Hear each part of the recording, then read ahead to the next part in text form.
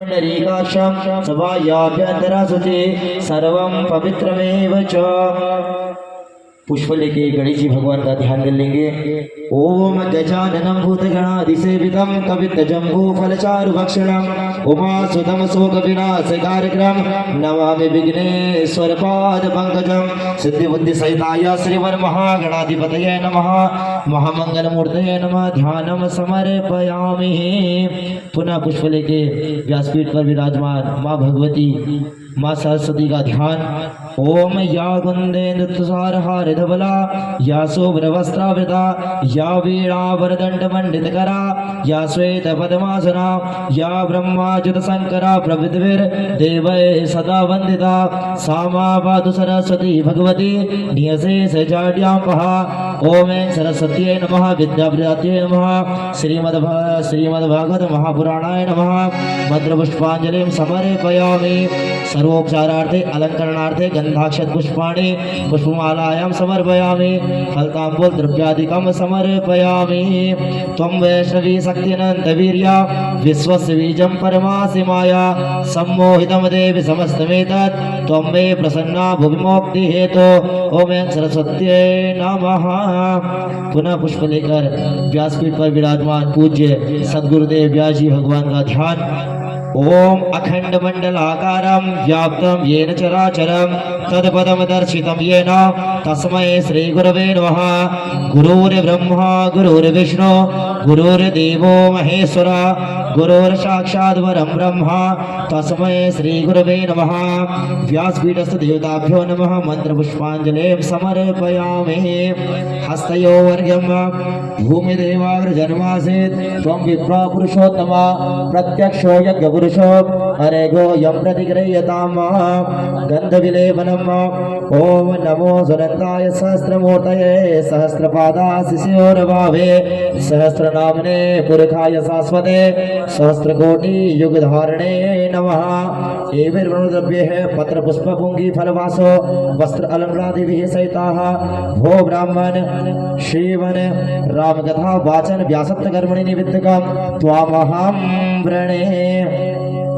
माला पगड़ी इत्यादि से व्यास जी महाराज का अलंकरण करेंगे।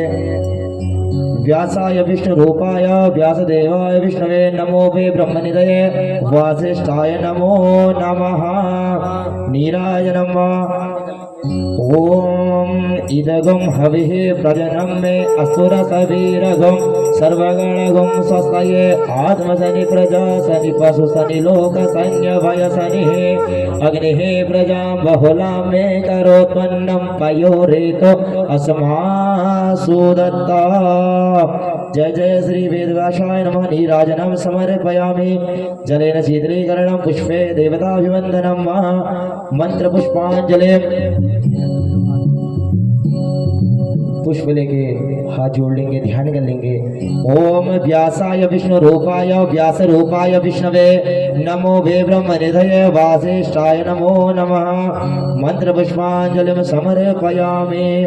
ओम नमः सर्वहितार्थाय जगदाधार हेतवे साष्टांगोऽयं प्रणामस्ते प्रयत्नेन मया कृतः।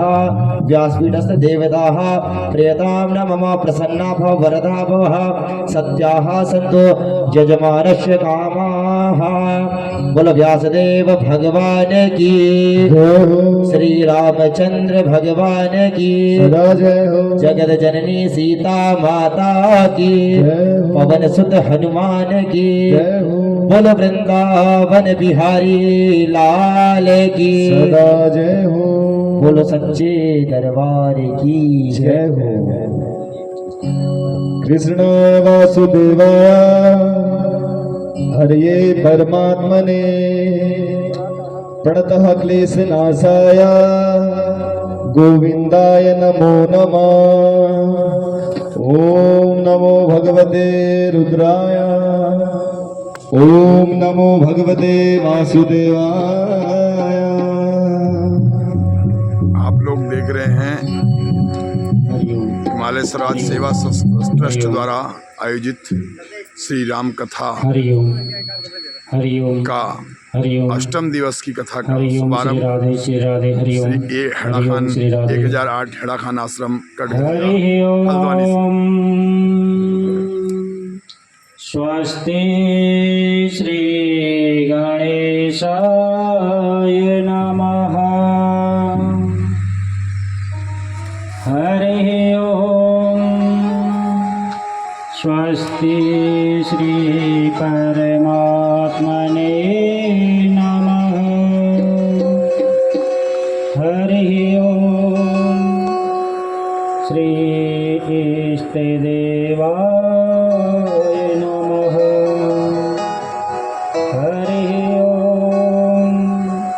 श्री मातृपितृगुरुः चरणकमलेभ्यो नमः।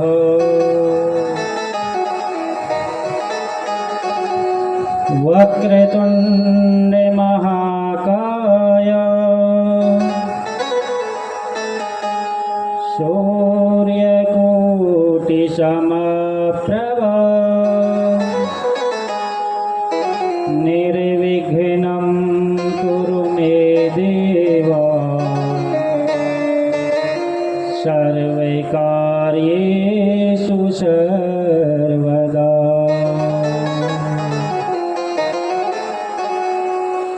वर्णानाम् अर्थसङ्घानाम् रसानां छन्दसामपि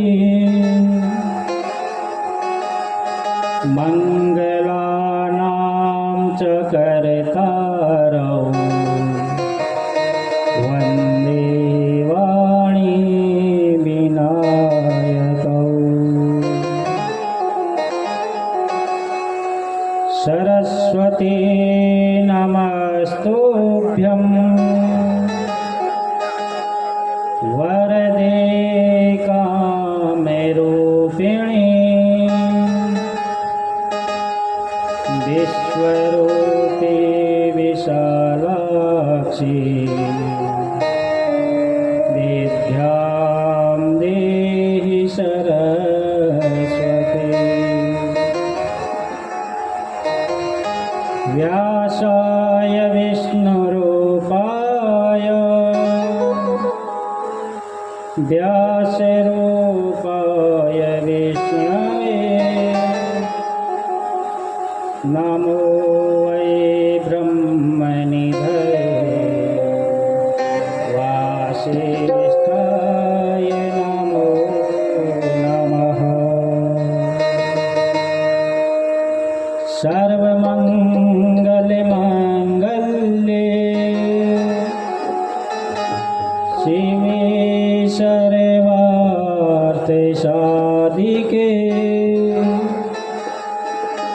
शरण्ये त्र्यम्बके गौरी नारायणी नमोस्तुते।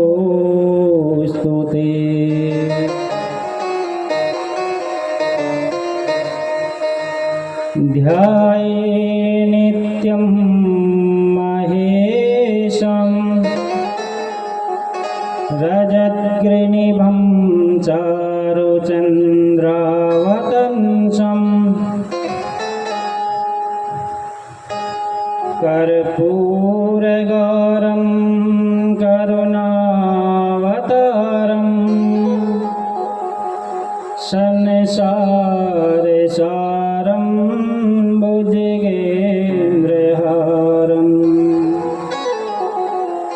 सदा वसन्तं हृदयारविन्दे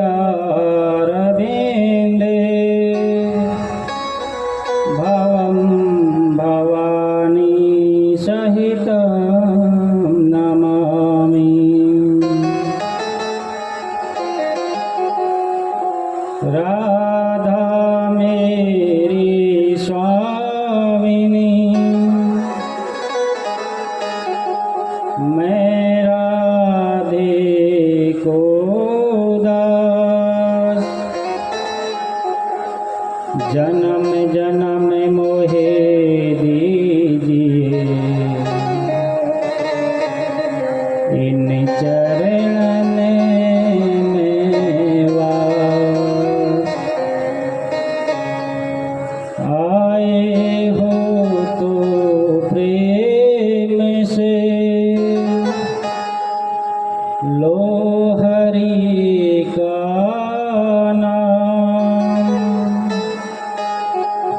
सब भक्तन को दास का जय जय सीताराम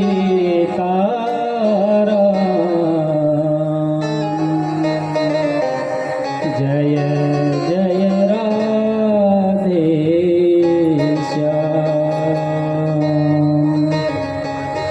बोल वृंदावन बिहारी लाल की सियावर रामचंद्र भगवान की जय हो इष्ट देव भगवान की जय हो व्यास देव भगवान की जय हो श्री गोस्वामी तुलसीदास महाराज की जय हो परम मंगलमय अनंत ब्रह्मांड नायक परात्पर अकारण करुणावरुणालय वांछा कल्पतरु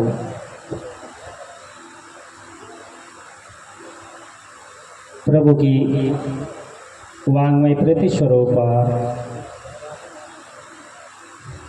श्री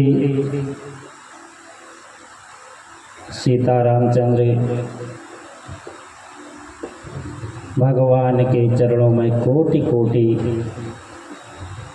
नमन वंदन प्रणाम दंडवत करते हुए बुद्ध भावन बाबा भोलेनाथ के चरणों में माँ पार्वती सिद्धि विनायक भगवान गणपति से चरणों में कोटि बंदन नमन प्रणाम दंडवत करते हुए श्री राम भक्त हनुमान जी महाराज के चरणों में कोटि कोटि दंडवत नमन प्रणाम परम पूज्यपाद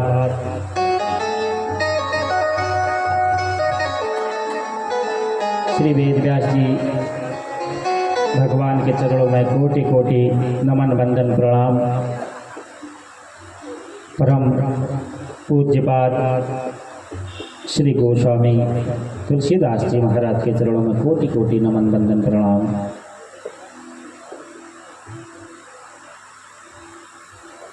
मेरी माँ भगवती जगदम्बा जगत जननी माँ कोकिला कोटकाली के चरणों में कोटि कोटि नमन वंदन प्रणाम।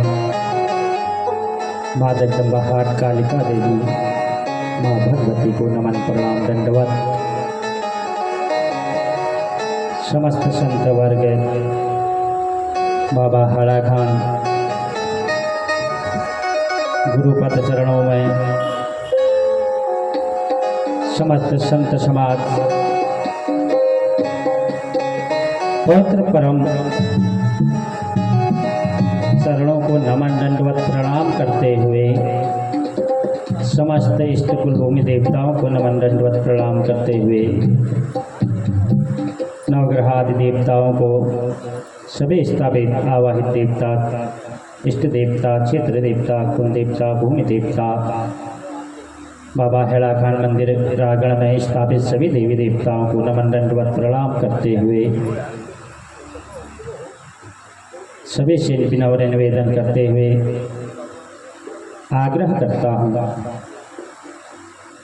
कि आप आकर आज अष्टम दिवस की कथा में व्यासपीठ में आकर अपना स्थान ग्रहण करके आशीर्वाद प्रदान करें, अनुग्रहित कीजिएगा। तत्पश्चात समस्त ब्राह्मण वर्ग संत समाज सहित कोटि कोटि वंदन नमन प्रणाम। समस्त संगीत वर्ग माँ सभी भगवत भक्त सज्जन पुरुष भक्तमती माताएं प्यारे बच्चे बाल गोपाल दूर दूर से आए हुए आप सभी भगवत भक्तों का, भक्तमती माताओं का, समस्त यजमान परिवार सभी का हार्दिक अभिनंदन, हार्दिक स्वागत। इस प्रकार प्रभु के नाम का स्मरण, प्रभु के नाम का श्रवण,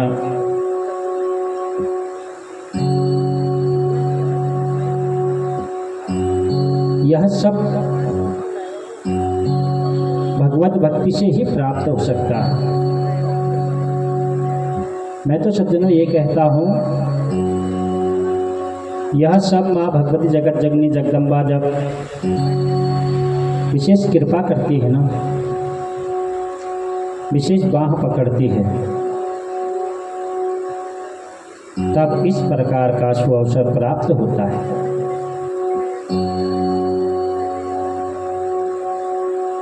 आप लोगों का, जिनका वर्तमान इतना उज्जवल है, तो प्रभु की कृपा से उनका भविष्य कितना अधिक निर्मल और उज्जवल होगा। आप सबका मन और वाणी को आप और हम पवित्र करते हुए, क्योंकि सर्वप्रथम मन और वाणी की पवित्रता होनी चाहिए। सर्वप्रथम हम किसी को मिलते हैं तो सबसे पहले क्या देखते हैं? उसका स्वरूप देखते हैं ना माता। स्वरूप के बाद उसकी वाणी देखते हैं कि उसकी वाणी कैसी है, उसका मन कैसा है। वाणी से ही उसके मन का प्रभाव मालूम हो जाता है कि उसका मन कैसा होगा। इसीलिए प्रभु के नाम का मन को निर्मल करते हुए, कीर्तन करते हुए, गुणगान करते हैं। आइए आप और हम मिलकर प्रभु के सुंदर नाम का गुणगान करते हैं। श्री राम चंद्र कृपालु भज मन हरण भव दारुणम नव कांद लोचन कांद मुख कर कंद पद कांजारुणम कांदर्प अगणित अमित छवि नवनील नीरज सुंदरम पटपीत मानहु तड़ित रुचि सुचि नौमि जनक सुतावरम भज दीन बंधु दिनेश दानव दैत्य वंशनि कंदनम रघुनंदन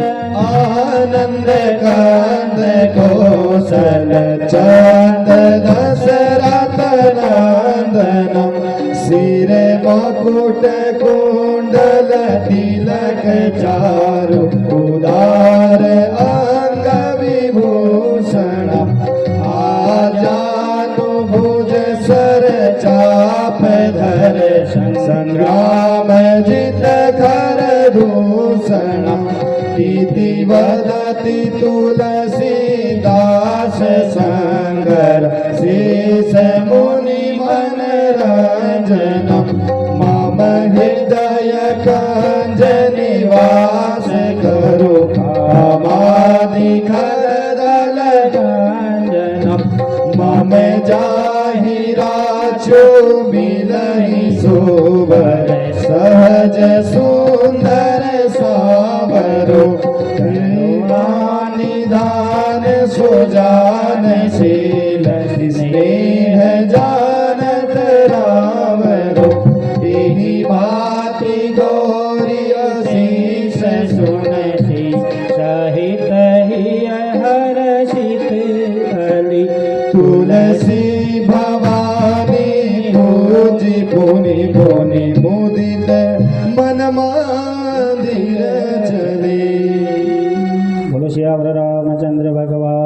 की, पवन सुत हनुमान जी महाराज की। इस प्रकार कल सप्तम दिवस की कथा में आप और हमने श्रवण किया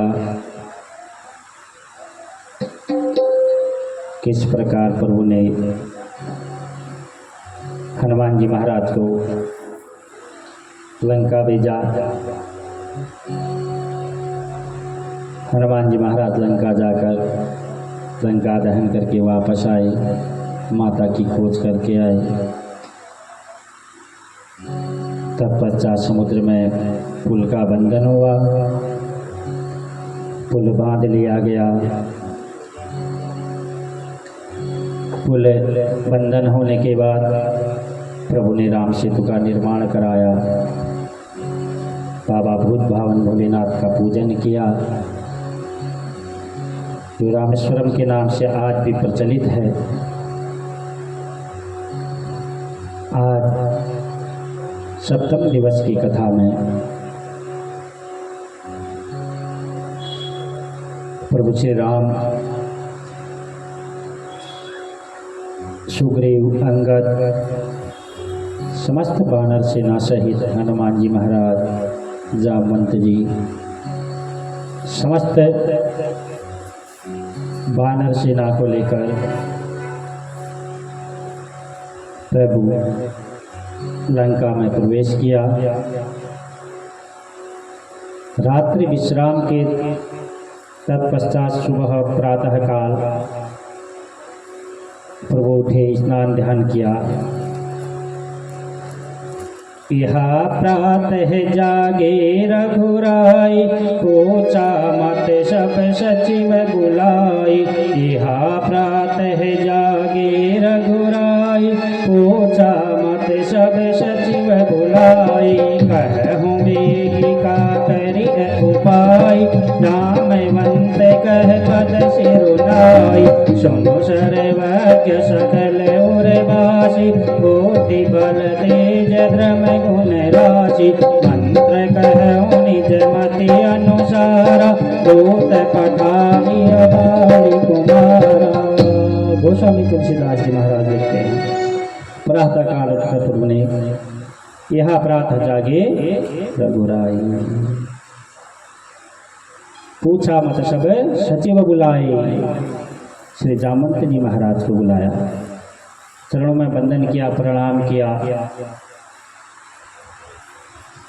बोले गुरुदेव। अब जामवंत जी महाराज पुलस्त्य ऋषि के साथ के थे। कौन है पुलस्त्य ऋषि? रावण के दादा। इसलिए प्रभु श्री राम प्रणाम करते हैं। तब जामवंत जी से पूछते हैं, चरणों में प्रणाम करके प्रभु से पूछते हैं, जामवंत जी महाराज, आप अपने विवेक के द्वारा मुझे यह बताएं कि लंका में तो हम प्रवेश कर चुके हैं, परंतु अब हमें क्या करना उचित है? क्या जाकर सीधे युद्ध किया जाए? सीधे युद्ध नहीं किया जाता है, उससे पहले संधि भी की जाती है। परसों क्या बताया मैंने? किसी को एक बार समझाओ, 2 बार समझाओ, 3 बार समझाओ। अगर 3 बार समझाने के बाद भी समझ में नहीं आता तो या तो उसे त्याग दो, या तो फिर रावण की जैसी गति होगी। भेजे 3 बार गए, किसने समझाया था रावण को? सर्वप्रथम हनुमान जी महाराज गए, बोला मान जाओ, बोला नहीं मानूंगा। हनुमान जी ने कहा ठीक है। फिर अब किसको भेजते हैं प्रभु? अंगद जी को। उसके बाद किसने समझाया? उनकी पत्नी मंदोदरी ने लास्ट में बहुत बार समझाया, फिर भी मेघनाथ की का पद हो जाने के बाद भी समझाया, स्वामी रुक जाओ, परंतु नहीं माने। तब जामवंत जी महाराज ने कहा, प्रभु एक बार दूध भेजकर देखो,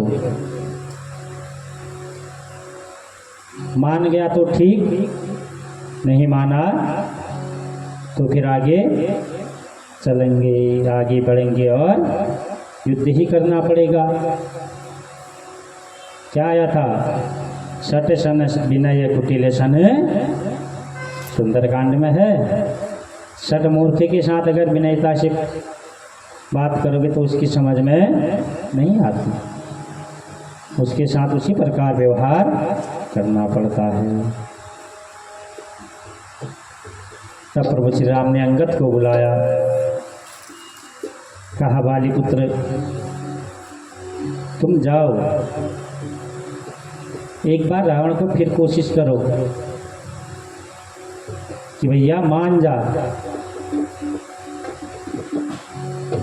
अंगद जी ने कहा, प्रभु वहां जाके बोलूंगा क्या मैं? प्रभु श्री राम ने कहा, आप तो सब जानते हैं, आपको बताने की आवश्यकता क्या है? अब जब पूरी फिल्म हमारे सामने हो तो फिर क्या पूछना? बोला, सब तो जानते ही हैं, मालूम ही है आपको क्यों भेजा जा रहा है, इसलिए आप बुद्धि विवेक वाले हैं, आप जाके स्वयं अपने हिसाब से बात करके आओ।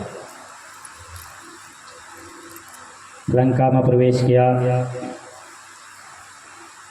पूरे बैठत रावण कर देता, खेलत रहा सो होई गदेटा। पूरे बैठत रावण कर देता, खेलत रहा सो होई बेटा।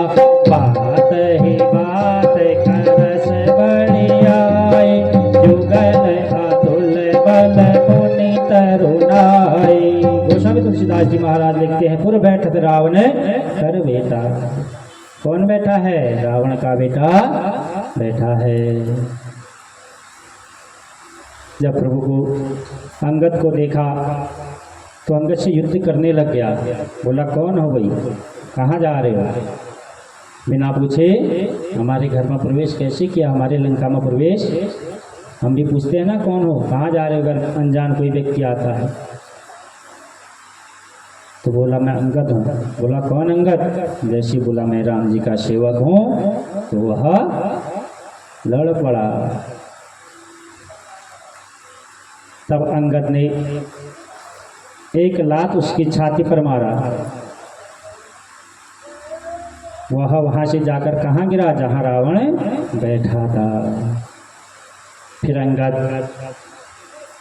रावण के पास गए, सब भयभीत हो गए। उन्होंने कहा, यह कौन आ गया?